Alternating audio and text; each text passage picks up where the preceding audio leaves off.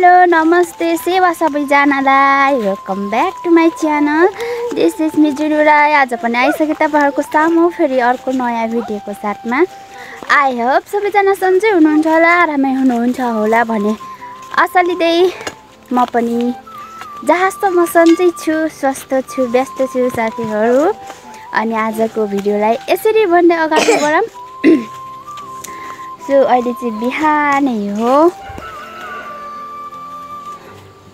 निगुरोको उम्रिरहेछ, निगुरो भर्खर पानी पर्दैछ।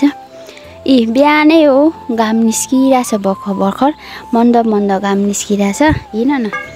अनि मन्द मन्द घाम निस्किरहेछ अनि साथसाथै मैले बिहानीको सुरुवात गरिहालेँ। सो मेरो भिडियोलाई अन्तिमसम्म हेरेर साथ दिनु होला। अनि नयाँ साथीहरूले सब्सक्राइब पनि गरेर साथ दिनु होला। सानो यसरी गर्छ र त कुचोहरू पनि यसपालि कुचोहरू चाहिँ नाश भएको छ। कुचोहरू यसपालि कति नाश भएको छ किनभने कुचोको भावै छैन यसपालि, अनि कति त नजिकी नै सक्यो। अनि म चाहिँ फेरि बिहानै यसरी हातमा खन्ती लिएर जाँदैछु।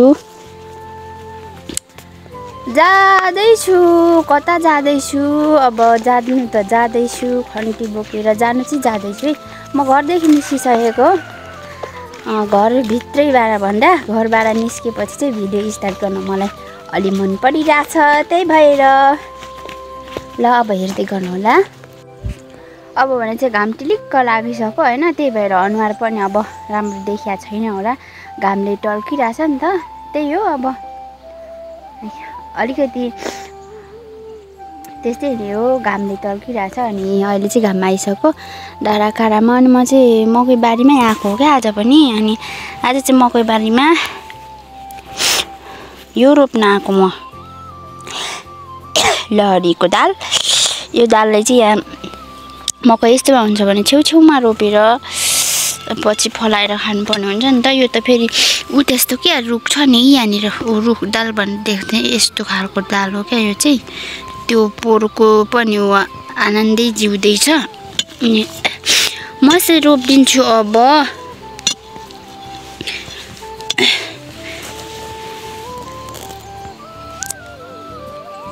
यसरी अलि धेरै नै लाउनु पर्ने हुन्छ, अब कुनै उम्रिँदैन नि त।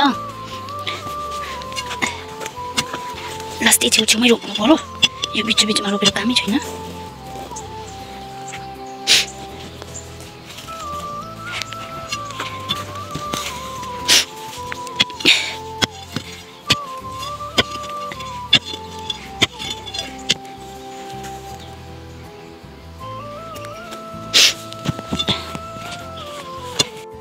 मैले चाहिँ फाइनली दाललाई रोपिसकेर चाहिँ यहाँ मकै उखालेको छु। उता सानोले बोकिरहेछ, यत्रो यत्रो भएको छ मकै चाहिँ। यो किन उखालेको भनेर सोच्नुहुन्छ भने कुनै कुनै ठाउँ खाली छ नि त, अनि अहिले पानी परेको छ, अनि अहिले सार्यो भने त बाँच्छ नि त खाली ठाउँमा, त्यही भएर अब म मकै रोपिदिन्छु।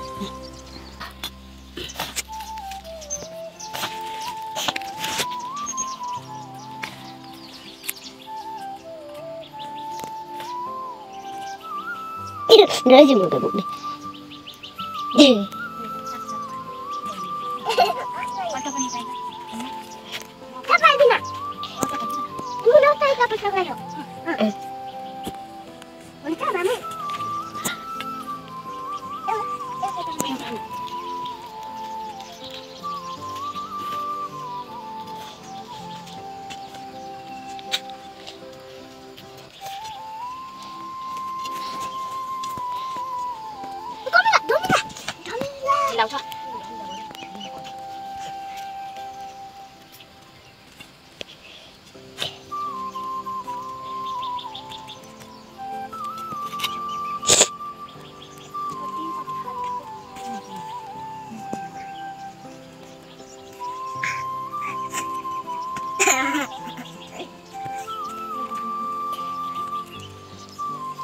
Tidim. Hah? Tidim. Anh có đi sống nào?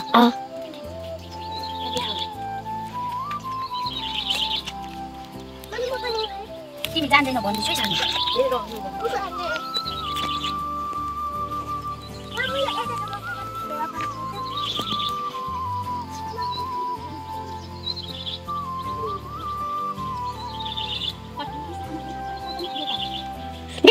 कहिलेदेखि ठुलो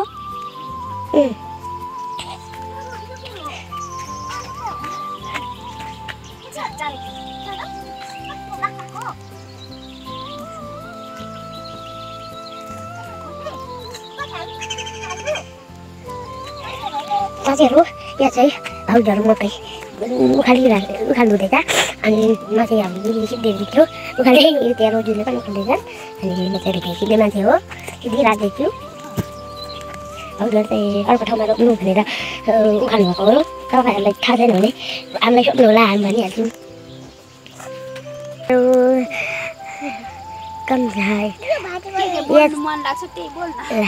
भाउजूहरू चाहिँ यहाँ रोपेर हुन्छ झ्याउ गर्दैछ रोजीले चाहिँ अनि यहाँ अर्को ठाउँमा साथीसँग भएको छ भाउजूहरूले अनि हामी चाहिँ यहाँ सार्नुको लागि हामी पनि रोप्नु आएको नि त लहरी अनि यहाँ हामी चाहिँ मकै पनि सार्न आँट्यौँ अनि हामी चाहिँ अब मकै सारिसकेपछि चाहिँ घर जानेछौँ तपाईँहरूले पनि यसो नै फलाएर खानुहोला अनि हामी पनि खान्छौँ तपाईँहरूको छैन भने हामीलाई कमेन्ट गरेर पठाइदिनु होला यसरी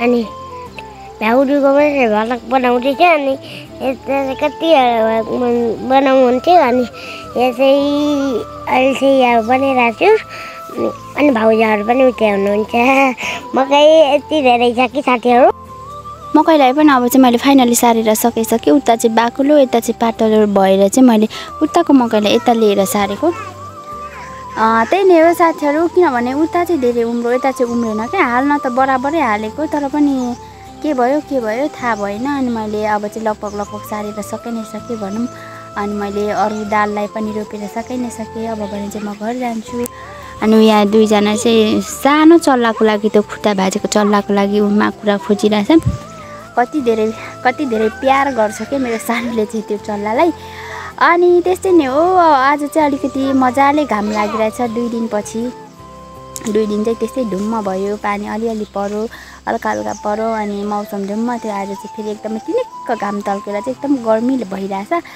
अनि पसिना पनि त्यतिकै क्या मकै रोप्दै पसिना पनि यहाँ अनुहार बढिआएको छ अनि मैले सानक पुसेर चाहिँ भिडियोलाई लिँदैछु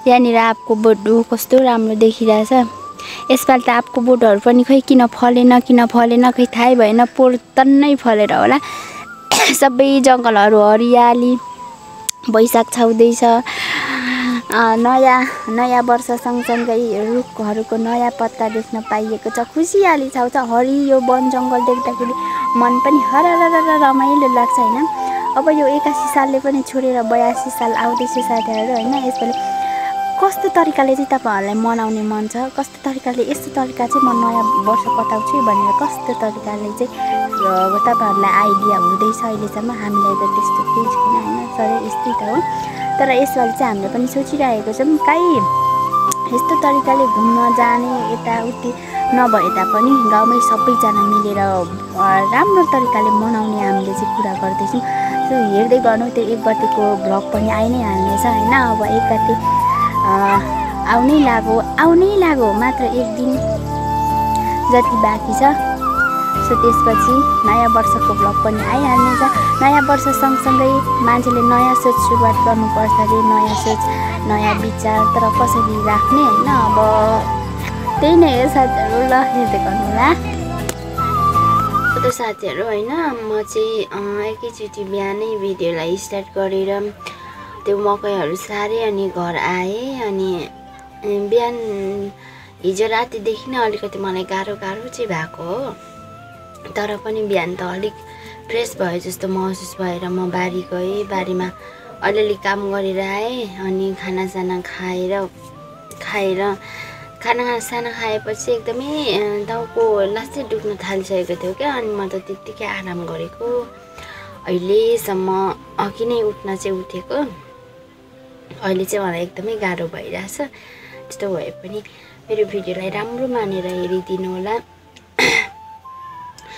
मलाई चाहिँ अलिकति गाह्रो भयो साथीहरू अहिले अब मौसम पनि चेन्ज हुँदैछ वैशाख आउँदैछ अनि पानी पनि पर्यो अनि पानीहरू पनि नयाँ पलाइरहेछ त्यही भएर होला एकदमै धेरै रुघामार्गी लागेको जस्तो यहाँनिर घाँटीमा अलिकति प्रब्लम अनि टाउको लास्टै दुखिरहेछ अनि एकदमै गाह्रो भइरहेको छ लास्टै ज्वरो आइरहेको छ अनि त्यही भएर म चाहिँ सुतिरहेको छु अनि सुतिरहे पनि अब भिडियो त बिहान बनाएको थिएँ इन त गर्नु पर्यो भनेर मैले चाहिँ भिडियो इन गर्नलाई उठेको र साथीहरू आजको भिडियो चाहिँ यतिसम्म नै मैले बनाउन सकेँ सो आजको दिनमा मेरो शरीर प्रब्लम होइन अब अलिकति बिराम भइहाल्यो यस्तै नै भयो आगामी दिनमा फेरि नयाँ भिडियोको साथमा आउने नै छु त्यतिजेलको लागि भिडियो हेरेर साथ सपोर्ट माया गर्दै गर्नुहोला तर म बिरामी नै भए पनि नयाँ वर्षको भिडियो चाहिँ ल्याउने नै छु है त।